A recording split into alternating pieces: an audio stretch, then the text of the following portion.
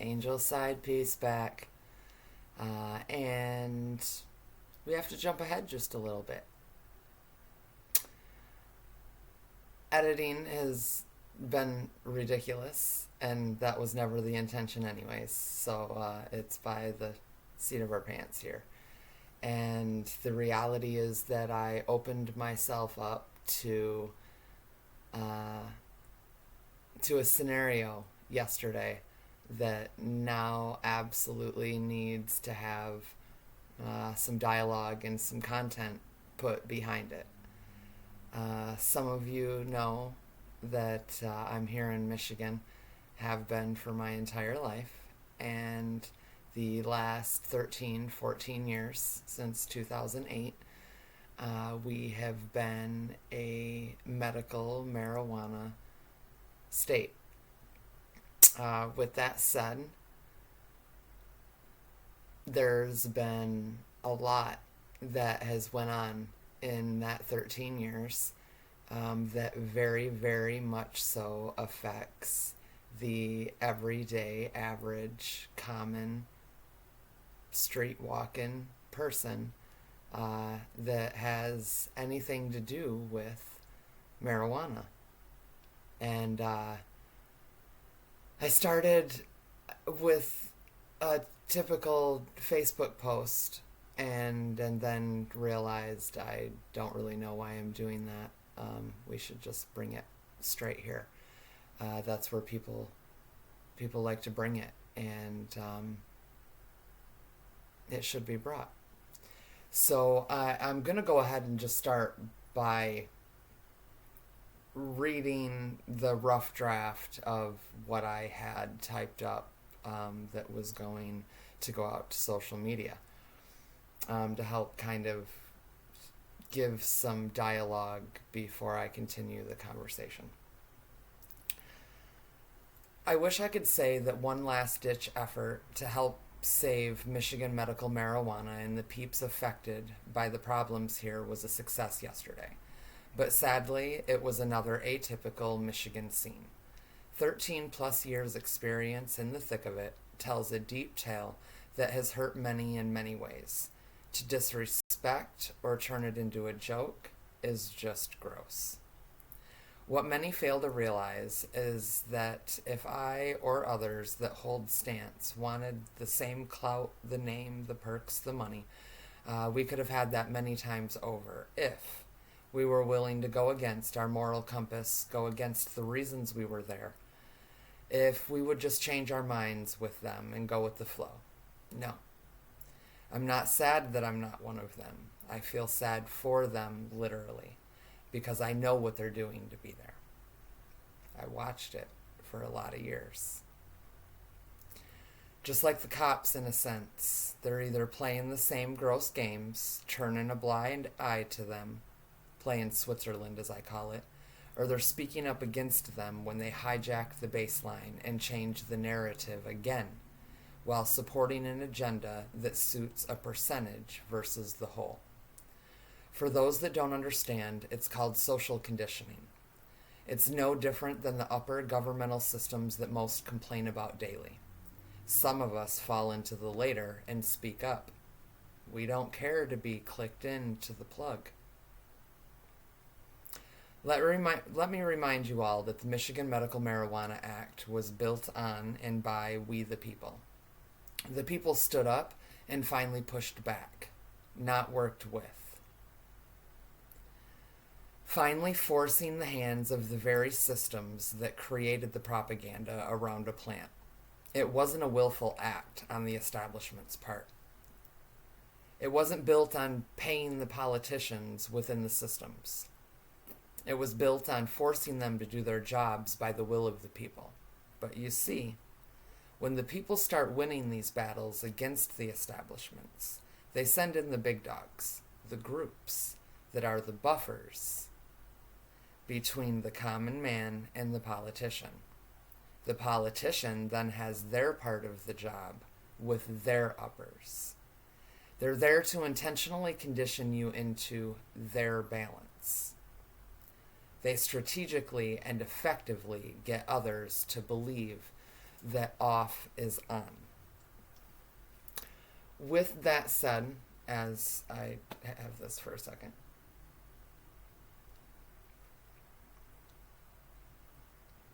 sorry. I, because of those reasons, I had once again pulled all the way out and away from anyone who had anything to do with the people that I know for certain are the detriment to marijuana in the state of Michigan or across the country for that matter. And or the people that absolutely feed the high school drama side of what a lot of us used to call the canna community, the can fam.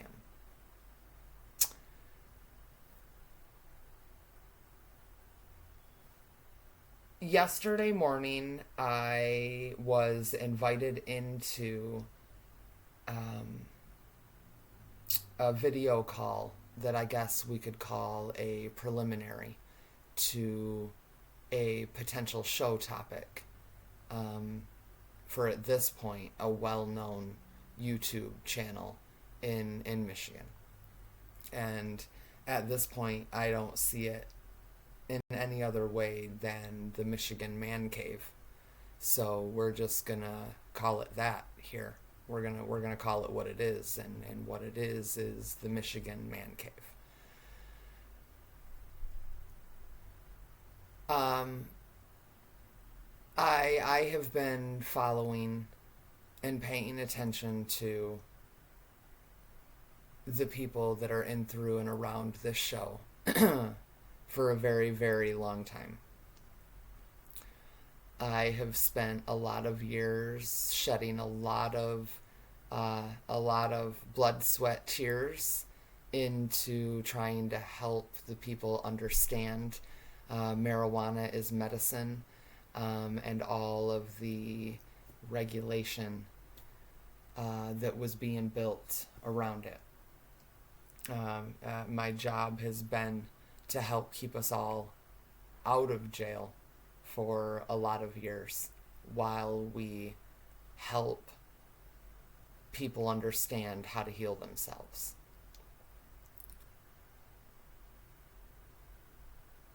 So when I was invited into this preliminary with this group, um, it's something I knew better than to do. In hindsight, I went ahead at the last minute and decided to see where they were at,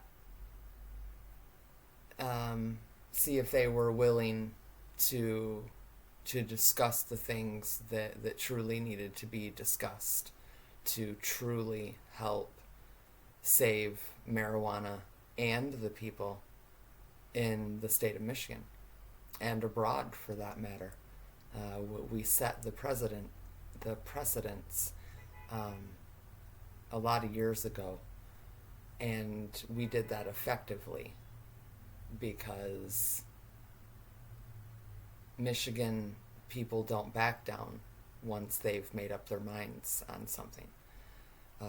We'll just call it like that, I suppose. So we went into the Michigan Medical Marijuana Act, or we ended up with the Michigan Medical Marijuana Act, from a we the people standpoint.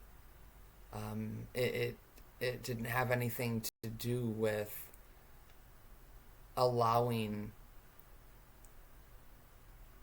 more fingers in our mud, creating more regulation, more laws, more pockets being padded, more politicians, more smoke screens, more manipulation. It was something to actively and effectively push against those very systems and establishments that had destroyed marijuana across the country for our entire lives. And that's what the Michigan Medical Marijuana Act was built on. That's what went forward. Sadly, not long after, that baseline, that narrative, that stance, there's no better word for it at this point than it was hijacked. It was absolutely hijacked. And that is absolutely atypical at this point for every single solitary grassroots effort that goes forward in truly trying to save the plant and the people in this state. The originals, the ones who still understand where we were in those times, where our heads were at in those times,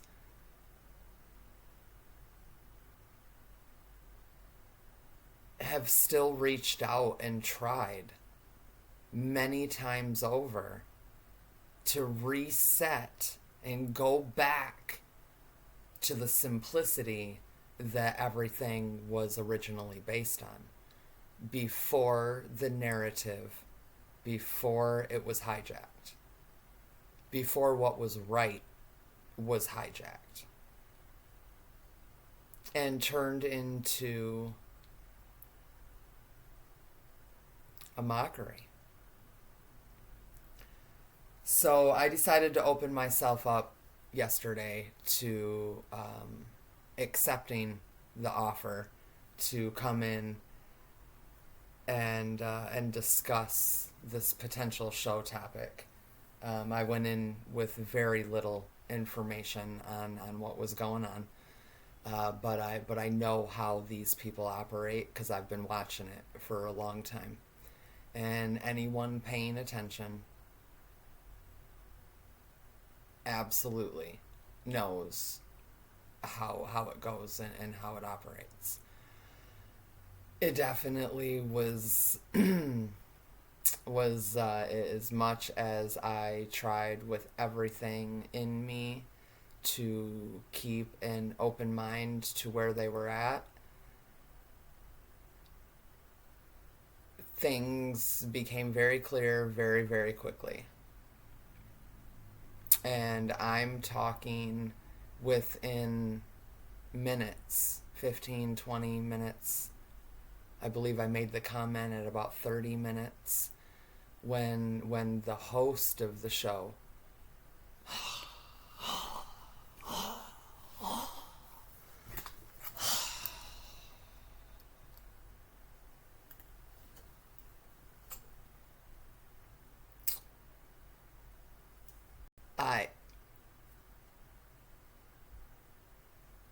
that's, in my world, what I consider high school behavior. Now, what I know to be true is that these people get on their social medias and they will literally talk for hours on lives about every petty drama, bottom female. Don't even have words for some of the things that I have heard being interacted with as they then get on to their show and smokescreen a lot of that behavior as they pin what they're doing behind the scenes on the people in front of them when they know they have to stick to their narrative. And when you speak against the people involved in their narrative,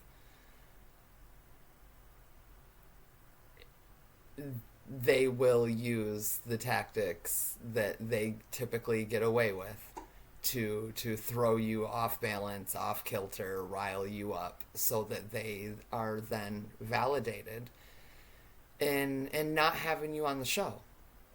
And then they can go to their socials and they can get on the next YouTube shows and they can make their side comments and cause their drama, which I consider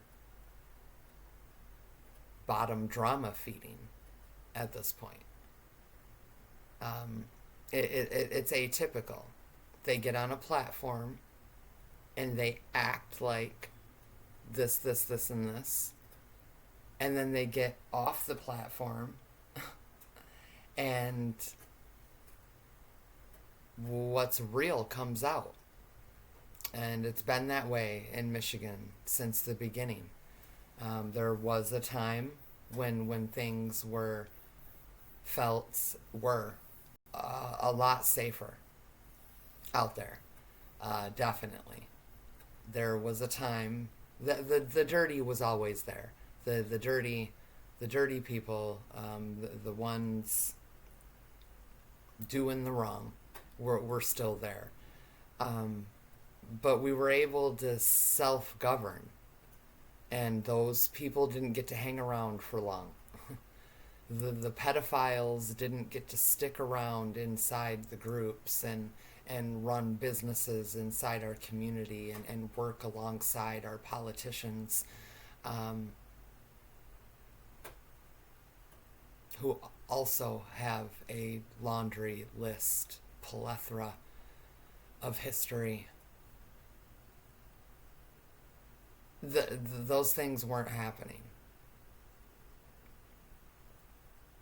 Standing behind and propping up the very people that have spent time hurting the common, everyday, average person over a plant.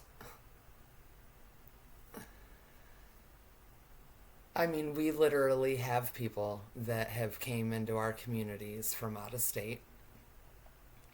She's known.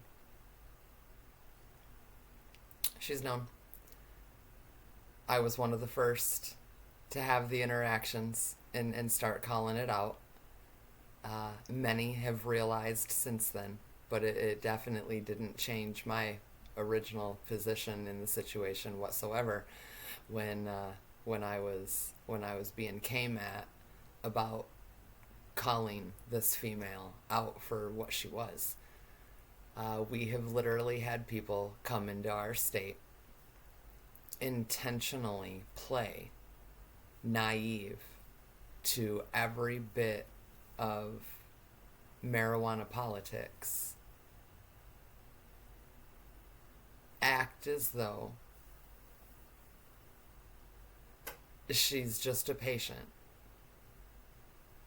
who happened to notice that a specific township was putting in some crazy ass ordinances, and she just so happened to run into a well-known name and business owner in the state who just happened to live in the same township, who just happened to not know about this situation. Which I can't knock entirely, because it does happen. These cities and townships are sneaky, and it does happen. But, and then you find out, you notice that it's not just the people that are being talked about. It's the over-regulations that are being mentioned. And you realize that there's a narrative at play here, but you can't really pinpoint what's going down yet. And then you discover that she actually comes from Tennessee and had worked with Tennessee normal for a few years prior to coming to Michigan. But she came in literally, intentionally acting and behaving as though she was naive to the whole scene. This isn't uncommon. When we think about the groups that have basically traveled around the country from state to state as these legalizations are unrolling, you should be able to see a pattern in the initiatives going from grassroots with baselines of we the people. And then these groups come in and start laying the foundation for their conditioning to find their balance so that they can hijack and politicize deeper and corporatize marijuana, just like they did in every state before us, just like they're going to continue to do. It's a collaborative effort, quite literally, to dismantle we the people by any means necessary.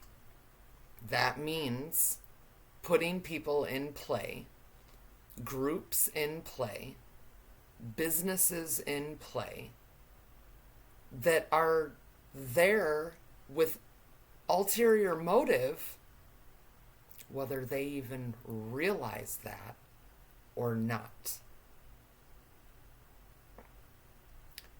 They either know exactly what they're doing, and they certainly know what they're doing after they get going.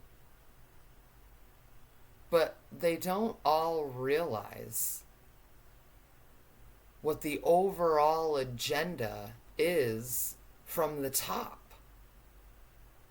They're simply playing their part. They're playing their role. Some of them play it well because they don't even realize they're playing it. Some of them start to play it well once they realize what's really going down. And they're already knee deep and they keep it going. 23:23 on the clock.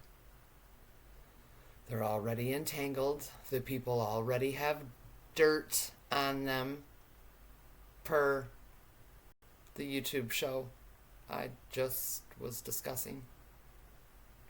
Out of their own lips. The girls like me so much because I got dirt on them all. Why do you think he's still on the show? He's got dirt on me too. We'll just blow it off as locker room talk. It's boys being boys. I mean, that's what was said.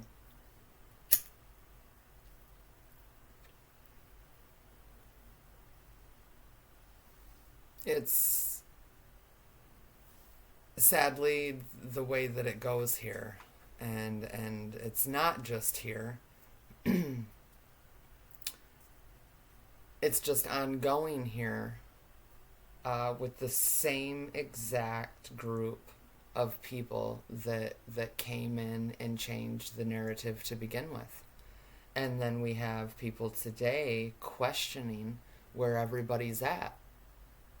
Why is it only this group of people that show up here and show up there? And why are they always there but nobody else is? Think about it. Think about that for a second. We're not there anymore. Some of us learned our lessons a long time ago. Some people want to call that trauma, when in the reality,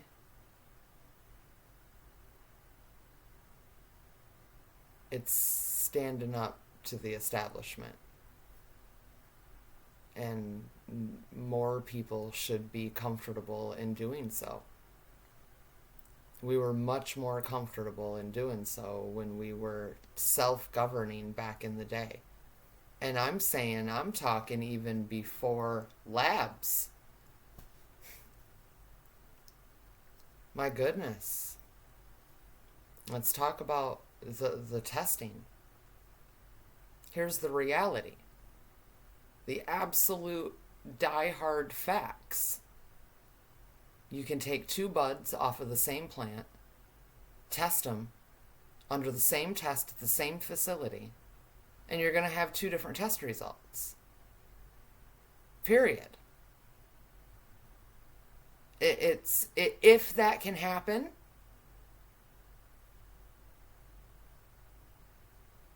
there's no baseline, because it's a plant and you can't. It's not going to work that way. But people are convinced that testing is imperative. Now you have said vendor, said caregiver that gets mold back on his test. I'm going to sneeze at holy energy right now.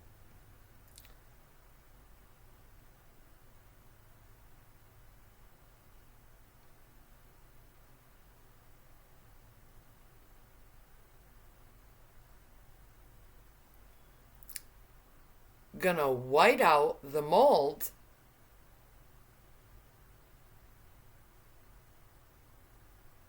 and move the oil to sick people.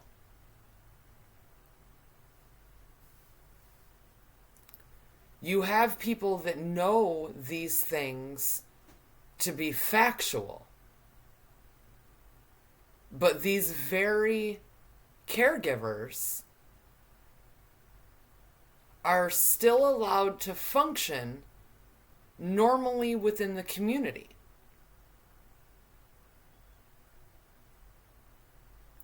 People are still going to go to these people to get their oil, to then make their own edibles, to then go move to more patients. The same one that literally got busted for whiteouting PM off of his test results and then recopying it and showing people as if his medicine was clean. If those things can happen, the results are faulty.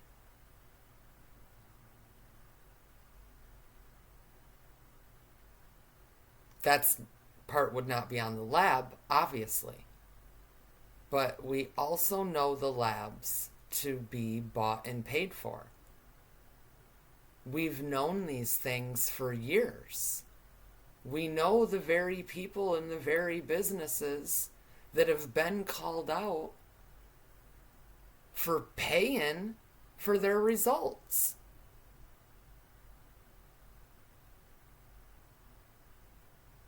Then the actual tests themselves are merely baselines and data laid out for that specific way of testing. That test is not going to be the same as the other lab or the other ways of testing. It's all different. But it's under a smokescreen of being the facts we need to know our medicine is clean. No. They're nice and all. If it was 110% legit, we need to be able to self-govern our own people. And when we find things out, like homie put whiteout on his PM and then tried to pass the results as facts, he be ixnayed from the community. Loudly. So the people know. So that he can't go manipulate the next. We used to do these things.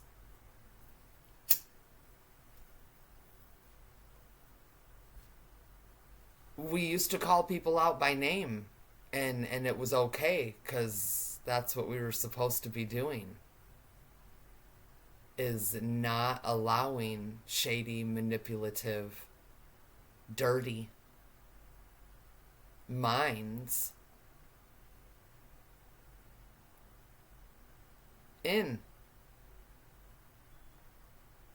Now we've gotten to a level where we don't even care if you've went to prison for touching kids. Don't even matter. Come on in. Let's create a business. Let's work with the politicians. Let's go to the rally. Let's go to the event where the kids are running around outside. And it's cool. They're stood behind. They're held up on a pedestal. Not down. And I don't understand how so many can't see it.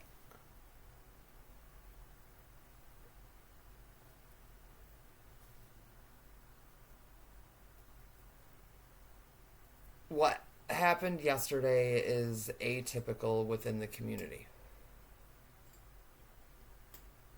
The reality of how we got to where we are is overlooked. And as long as that is overlooked, the facts scrubbed, which just like the internet or any place else, the facts get obscured and scrubbed over time.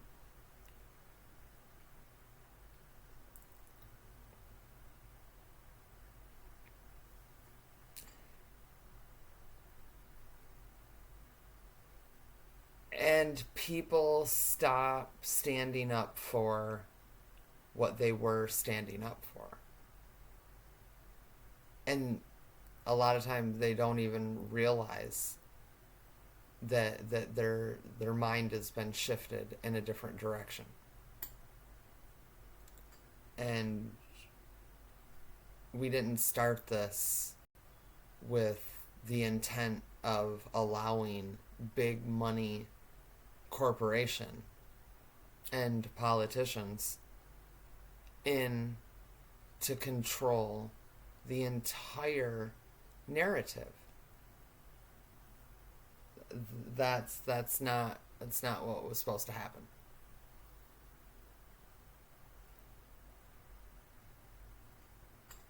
These people spend a lot of time looking the other way and wreaking havoc on the people. We still have people in jail. We still have people getting arrested over a plant that's technically legal, even recreationally. That's not free.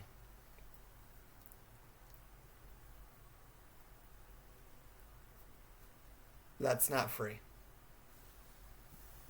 And yesterday was very much so my last ditch effort on attempting to work directly with the Michigan community and helping them understand.